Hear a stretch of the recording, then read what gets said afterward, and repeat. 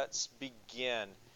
So again, today we're looking at chemical kinetics, and if you look at statement 1 on there, the rate at which reactants are converted to products during the course of a chemical reaction. That is the main idea of what we're trying to look at today, is how fast are the reactants used up or converted into the products. And so there are a few factors that control this. Are going to be temperature, pressure, concentration, and the presence of a catalyst. Also, surface area. So what we and then the sequence of steps. And so we're going to talk about these things called a mechanism. We've seen mechanisms before. That's where we take the reaction and look at the steps that happen through the intermediate parts of the reaction into the completion. I'm trying to remember when we were dealing with that, when we were dealing with the early part of thermodynamics and all that, and we did the thing we called the flippy thing, where we were manipulating the equation, flipping it back and forth, that you're going to see similar steps in this. And that's what we're calling mechanisms. So let's start off. Four factors that affect the rates of reactions. Number 1, physical state.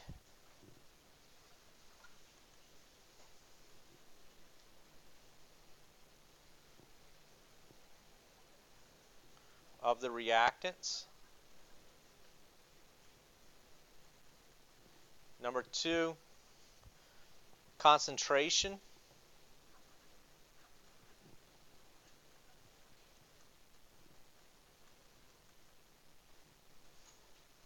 Of reactants. And when we talk about concentration of reactants, be mindful of the presence of those brackets. Anytime we see the brackets, that's telling us concentration. Third factor, the temperature.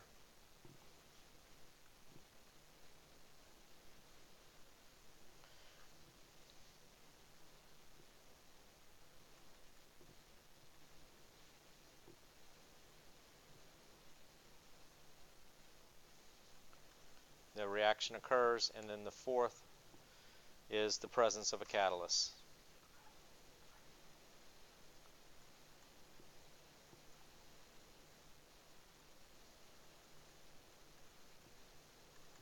All right, so those are the main things that are going to drive a reaction.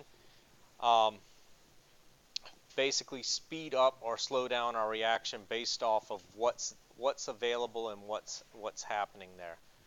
So looking at this first section, one of the things we know, we can measure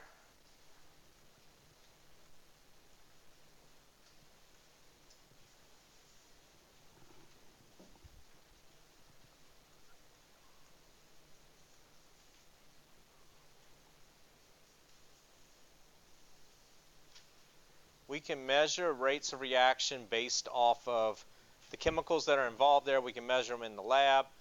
And for basically what we're trying to look at is, for a chemical reaction, its rate of reaction is expressed in terms of how fast the concentration of a substance changes over the course of the chemical reaction. So how does it change during the process? Well, there's going to be two ways that we can look at it. We can look at it in terms of the product, or we can look at it in terms of the reactant. So what we have is the change in product over time versus the negative change in reactants over time.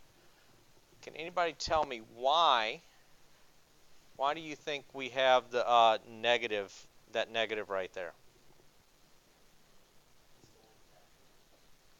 Well, okay, so we're making the product, but we're using up the reactants. And so for a rate, we can't have a negative rate. So we're going to have to, if it's, whenever we're looking at change, if it's final minus initial, we can't have a negative number here. So it's always going to be a positive. That's when we put the negative sign right there. All right, should make sense. And again, just reminding you of the brackets. Brackets is telling us concentration. Most of the time, concentration that we are going to deal with is mole per liter or molarity. All right, and overall, we're trying to figure out how fast are the reactants disappearing.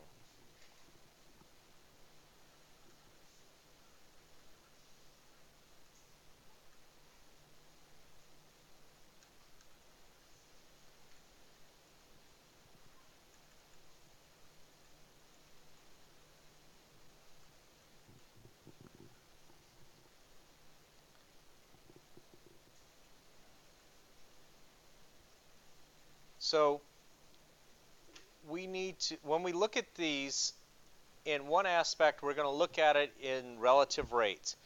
Relative compared to something that's within the system already.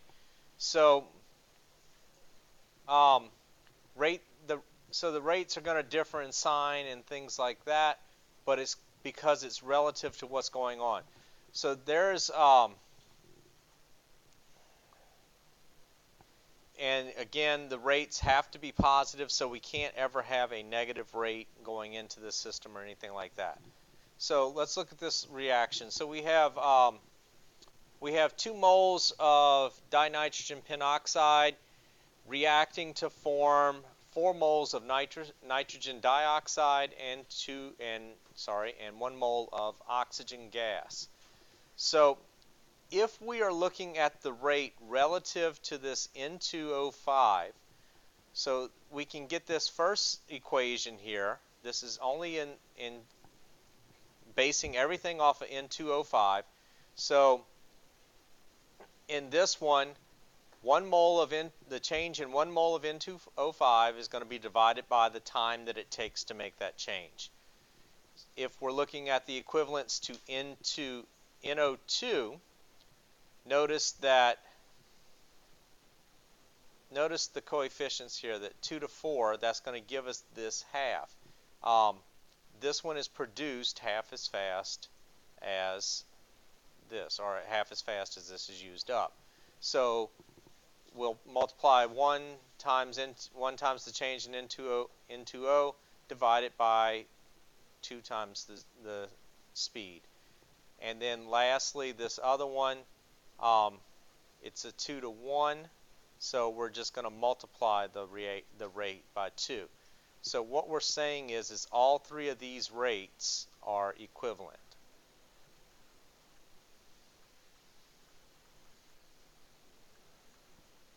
If we plug in the information on any one of these, we're going to get the same rate.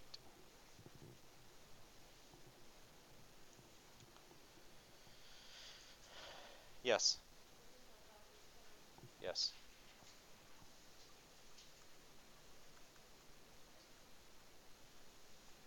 Coefficients.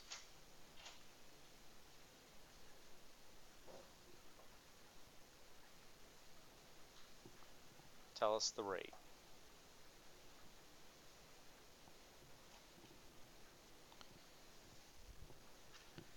And so with relative rate,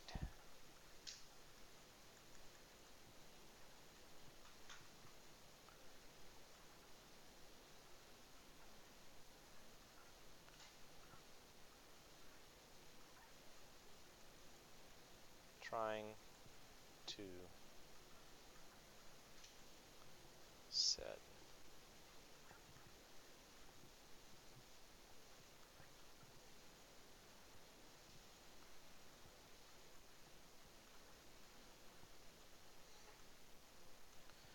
All right, so in relative rate, we're trying to set all rates as equal as determined by their concentration. All right, so let's look at a problem where we're given some relative rates, and so if we're given a hypothetical reaction of 2A plus NB yields QC and RD. Um, and we are given the set of circumstances that the change in A over time is 0.05 moles per liter per second, or moles per liter seconds, and the change in B is 0.150 moles per liter second, and then this one is 0.075 moles liter second. All that we are trying to determine.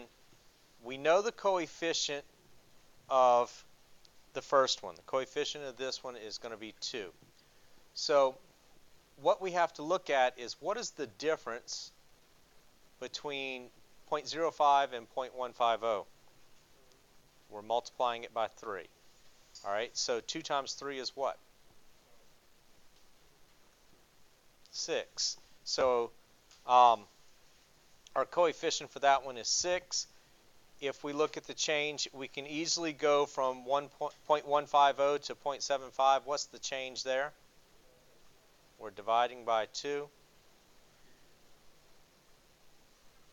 Divide by 2. So 6 divided by 2 is 3. And then the easiest way would be to go from A to D.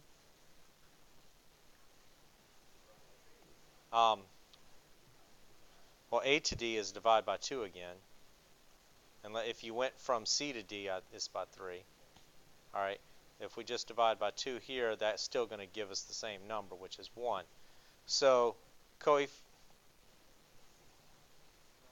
divided by 1, 2 divided by 2 is 1, 3 divided by 3 is 1. Okay, so if you went here, from here to here, you're going to divide by 3, right? If you go from A to D, it's just dividing it by 2. No, you're going from A. A's 2. A is 0.05, and that's 0.025. That's half as big.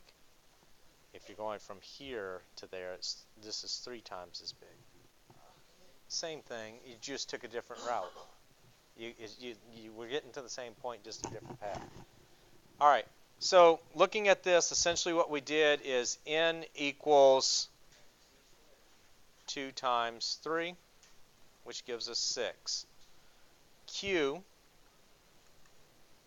equals 1/2 N, which will equal 3, right? Yeah, Q is right here. We're saying that the coefficient is N, the coefficient is Q, and the coefficient is R. That's a G. Oh, I see what you're saying. And then R is going to be, we could either say 1/2 of A, or 1/2, yeah, 1/2 of 2 equals 1, or we could write it as R equals, would that be 1/3 of 3 times 3. That shouldn't be divided by, that's times. Yeah, 1/3 3. Either way, that works, and it still gives you 1. All right, that kind of makes sense. All right, let's look.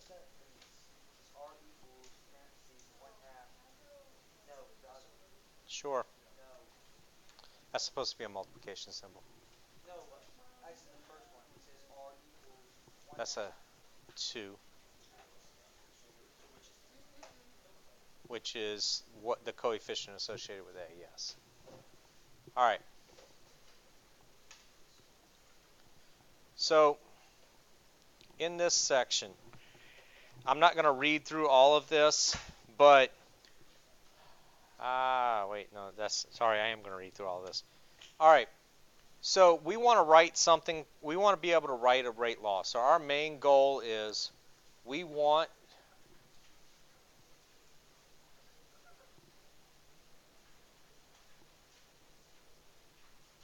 rate law. All right. So in writing a rate law, this is an example of a rate law. A rate law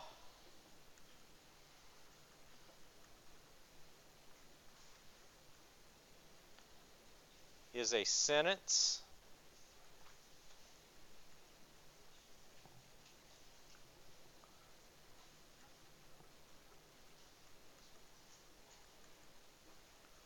describing the relationship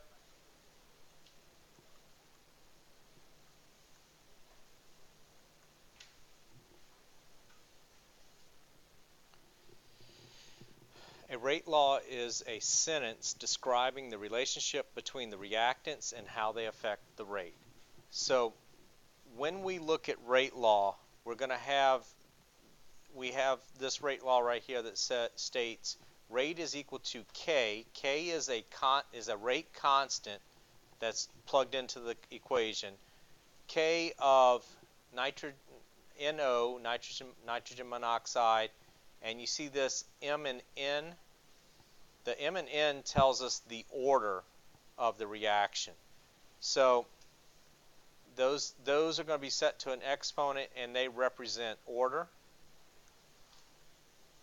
of the reaction. And then what we'll use is to describe them and put them in relationships to how much is present of nitrogen monoxide and how much chlorine is present in that particular reaction. So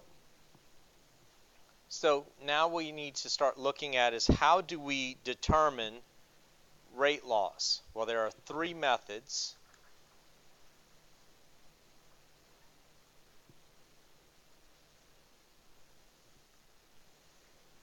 For determining rate laws.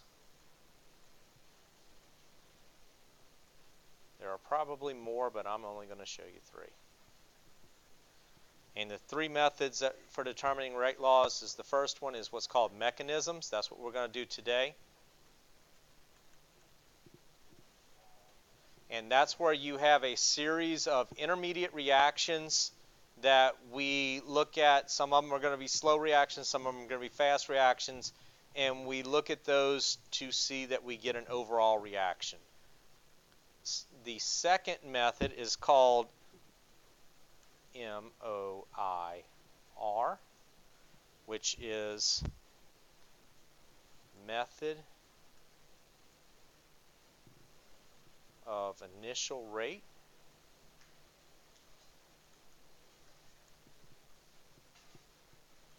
We will deal with that tomorrow, and we may get to this third one tomorrow as well, which is called integrated rate.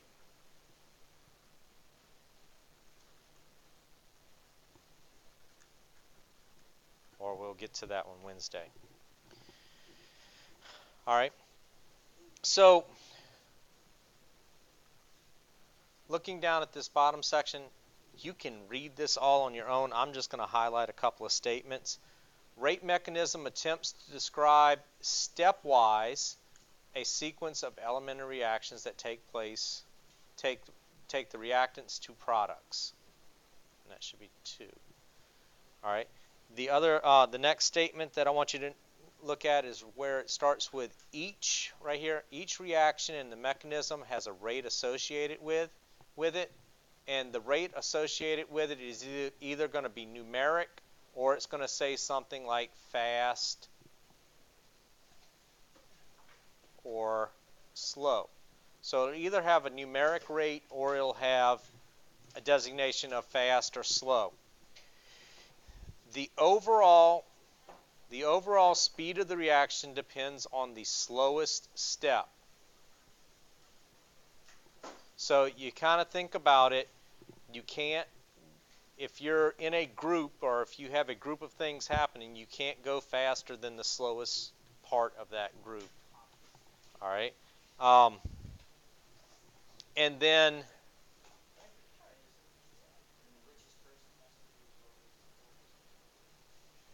the sum of all the steps in the mechanism must be equal to the balanced equation. We'll see how that works in a minute.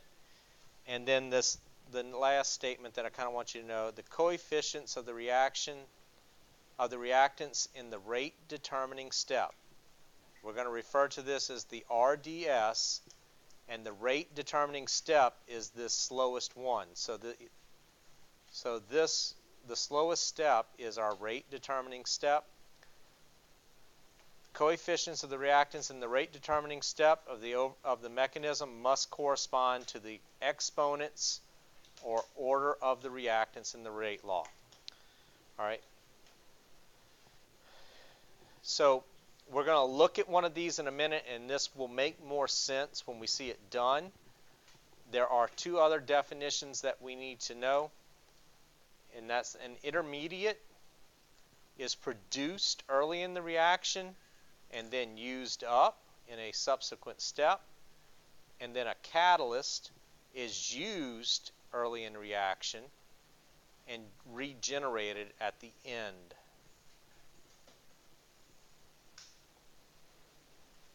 So in a lab, we did a reaction with hydrogen peroxide and iodine and hydrogen gas to produce, ion iodine and hydrogen ion to produce a molecule of iodine,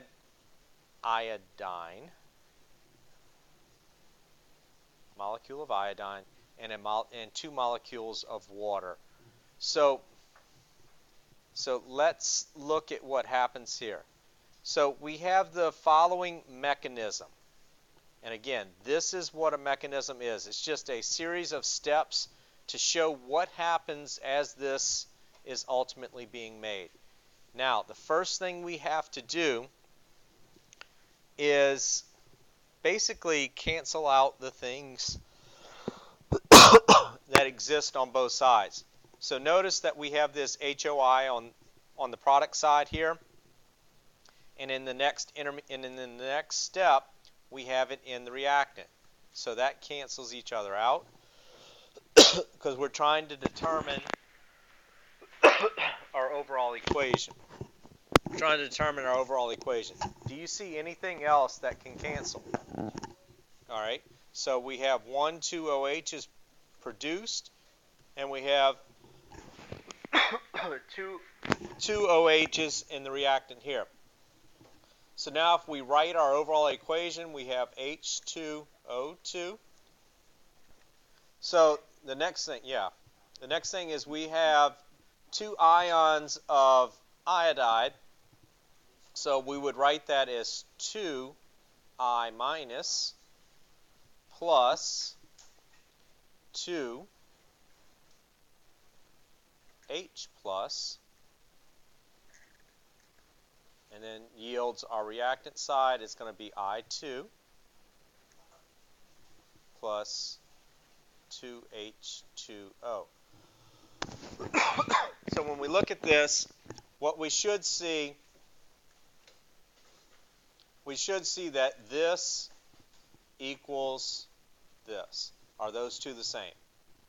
Okay, so our steps, all I did there was just proof a point that our steps lead us to our final overall balanced reaction. All right, now we need to identify the intermediates and the catalyst. Remember that an intermediate is something that's produced in the reaction and then used up later. So what was something that was produced in our reaction and then used up later? Okay, OH negative. And then what's something else that was produced and used up? HOI. Now, a catalyst, again, is something that's added to the mechanism. So something that we add into the reactant at one step and then it comes out at the end. Do we have any of those? Do we have any catalyst in this one? No. There are no catalysts.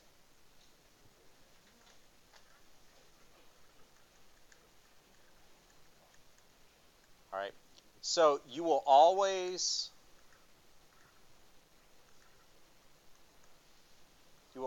have intermediates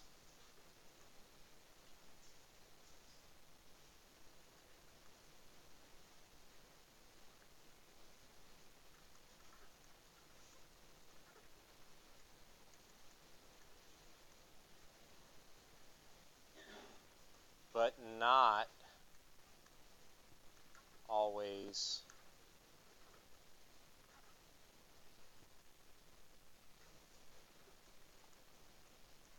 have catalysts.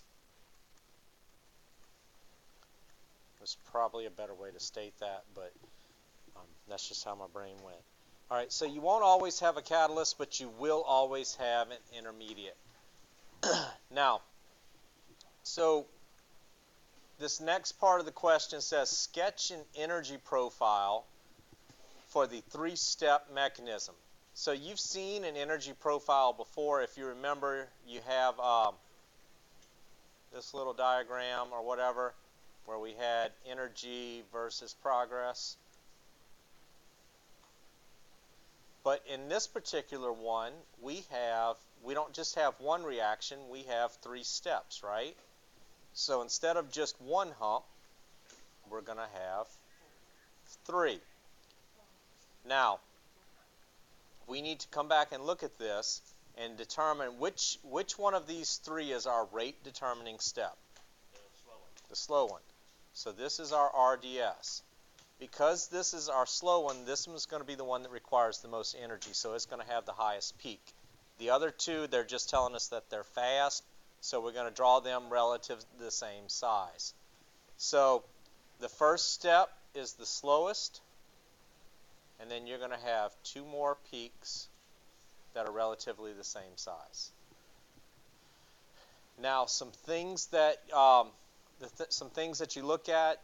So after our first step, we have two intermediate products of HOI and OH. So those two appear right here. So we have HOI and we have OH negative that are put out there. One of our OH negatives, or an OH negative, is used up there.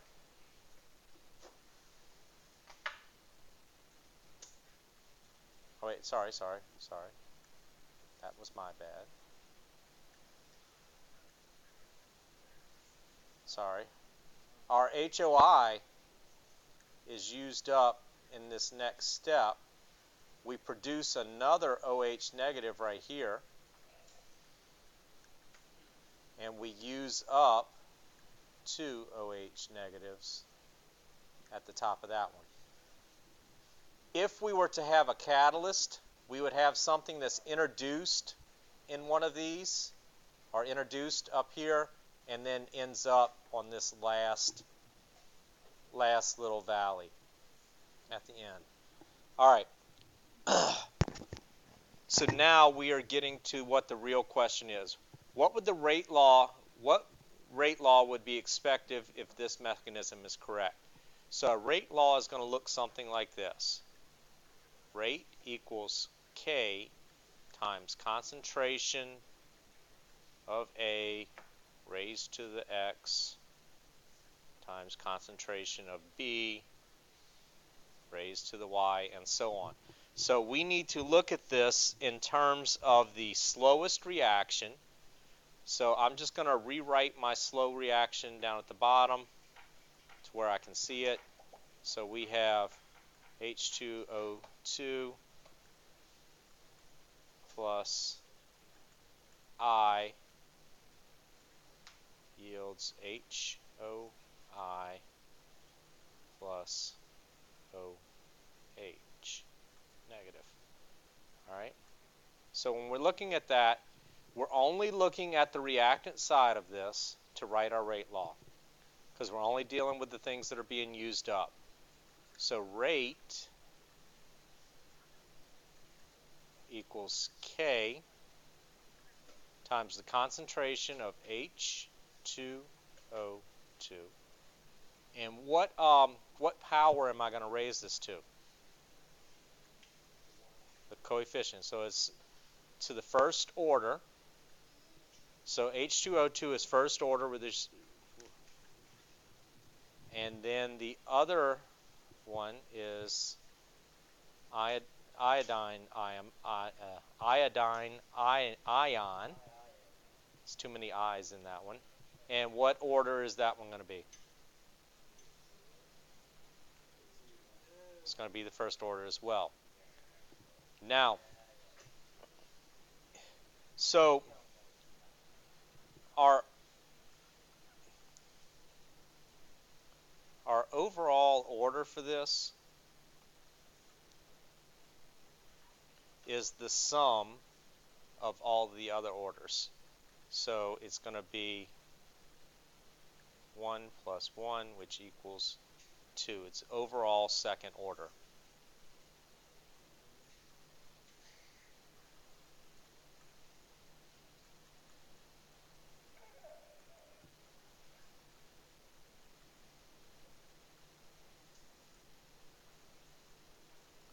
All right. Don't worry about D. I'm not going to ask you to do ones like D. And if I do ask you to do it on the homework, we'll scratch that out as well.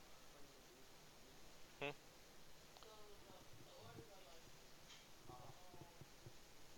Has to do with the coefficient from that thing. Now, in our overall reaction, on the reactant side, we also have this 2H. So if I were to include that in my rate law, if I were to include H plus in my rate law, what would be the order of that as opposed as relative to our slow reaction, our rate determining step? How many H pluses do we have in that reaction? 0.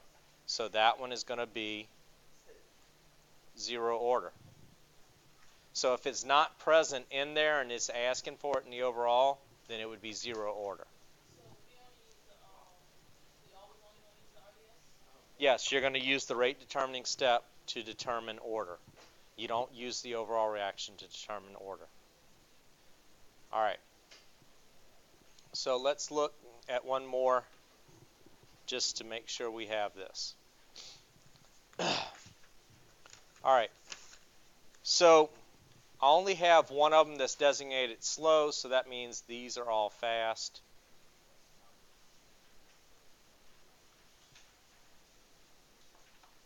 So this one is our RDS. I'm not given an overall equation on this one, so let's go ahead and cancel out anything that appears on both sides. So we have HBr added, we have HBOR, HOBR added. So those two, and then we have 2 HBOR here. Is there anything else that appears on one side and then the other that kind of cancels each other out? HOOBR. All right. So our reaction is hydrobromic acid. That's actually 1, 2, 3, 4. It's all on the same side. So that's telling us that we have 4 moles of hydrobromic acid plus O2 yields to react 2Br2 plus 2H2O, right? 1, 2, 1, 2, 1, 2, 3, 4, 1. All right. And when you look at it, it should balance out. Everything should balance out. We have 2 oxygens, 2 oxygens. We have 4 bromines, 4 bromines. We have 4 hydrogens, 4 hydrogens. So that's balanced. Then we did something wrong. All right. So what is the overall rate reaction? What is the overall reaction for the above rate law? We just wrote that. 4HBr plus O2. And that actually should say mechanism.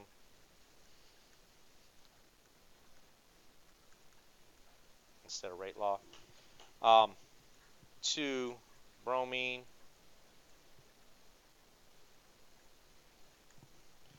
plus 2 waters.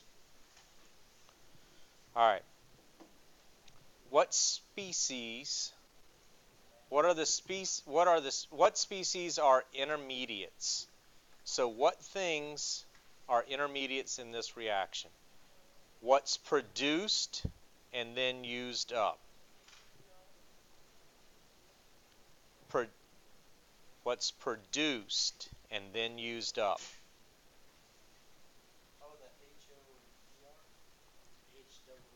The HOOVR. All right. And then the catalyst are the things that are added in and then later produced out. So the catalyst is going to be just the HOBR. Do you see the difference in how they're put in? So this is put in at the beginning and then it's spit out at the end, whereas this one is produced and then used. All right. And then how many steps were in this mechanism? 4. 1, 2, 3, 4. So on this next part, it says sketch an energy profile for the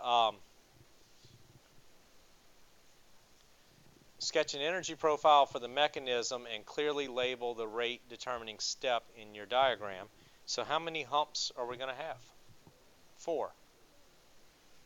Which step was the slow step? Third one. So we're going to have a little hill, big hill, and a little hill. This is our RDS. And just to kind of so that you know, this side is energy, down here is progress, reaction progress. And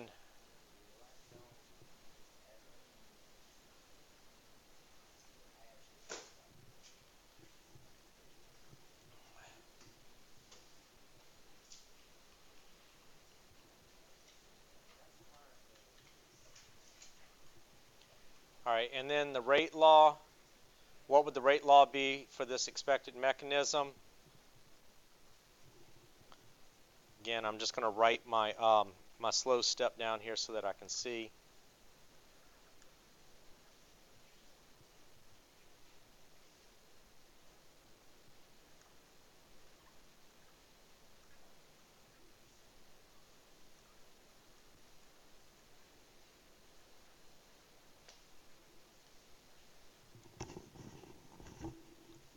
All right. So again, we're only looking at the reactant side. So rate equals K times what? Concentration of HBr. What power am I going to raise this one to? 1 times O2, which is going to be to the first power as well. So what rate law would be expected if this mechanism is correct? This is our rate law. What would the overall order of this one be? Overall order of 2.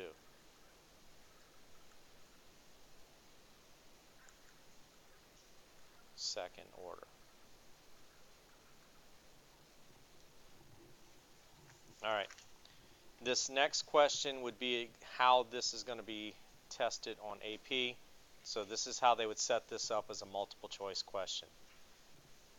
So we are given the overall reaction for this is 2 moles of nitrogen dioxide gas plus 1 mole of fluorine yields 2 moles of NO2F. What is that? I don't know the name. Nitric fluoride, something like that. So what? And it was experimentally determined that the rate looks like this. So they're giving you the rate law, and what they're going to do is say which of the following mechanisms are reasonable for making your choice.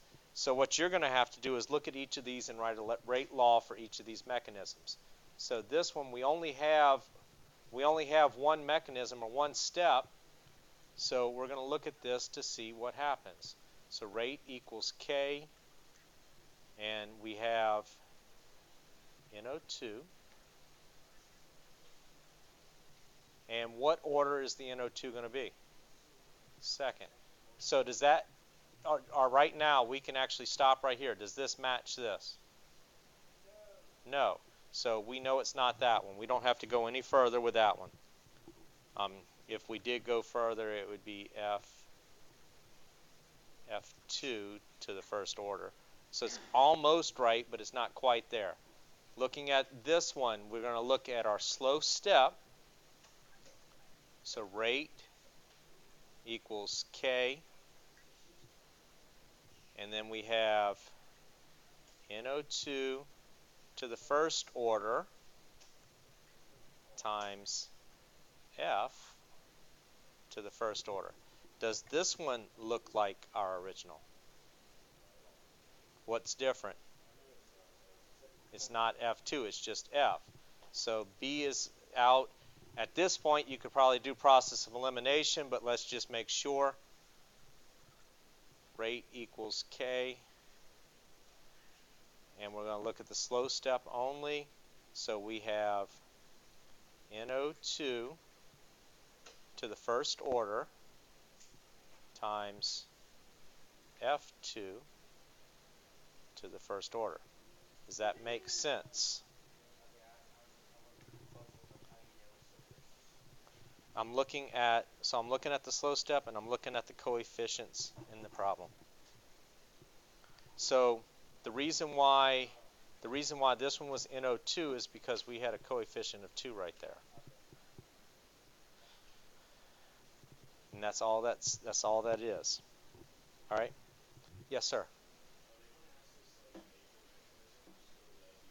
The mechanisms are given.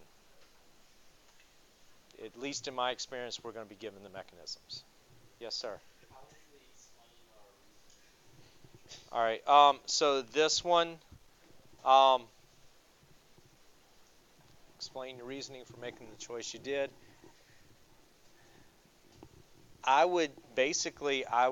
This is our explanation right here, as we went and did a rate law for each of these. So your explanation is that you showed that, and that is the only one that matches. The other thing that you could check, the other thing that you could do to prove this is go through and cancel out any intermediates that you have or anything like that, which we don't have any intermediates. Oh yeah, we do. So that and that come out, and that's it. So you end up with 2NO2 plus F2 yields 2NO2F.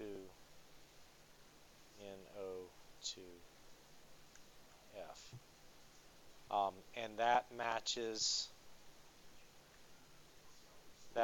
that. So your explanation is that they match up and they fit together. All right? And this is the last problem we're doing today. All right. So looking at this last one, when a substance's concentration is doubled, the initial rate of reaction proceeds 8 times as fast. What is the order with respect to this substance? So again, the first time I'm just going to write a sample rate law.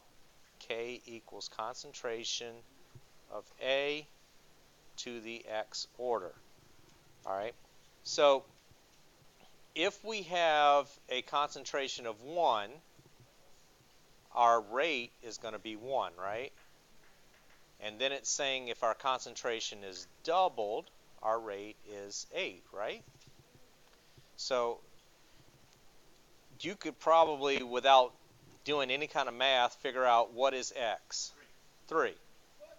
All right. And then, so our rate should be rate equals Ka to the third. So it's a because what do we have to do to 2 to get 8? Exponent.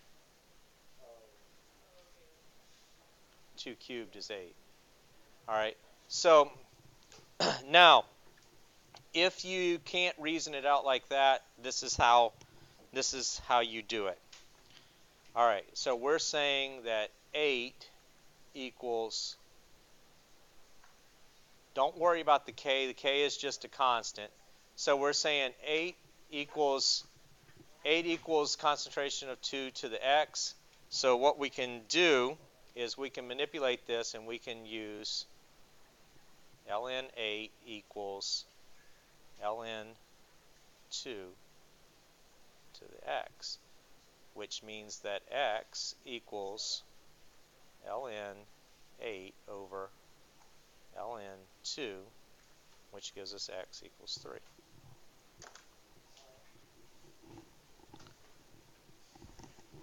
Now, if you're given numbers that simple, don't do the ln.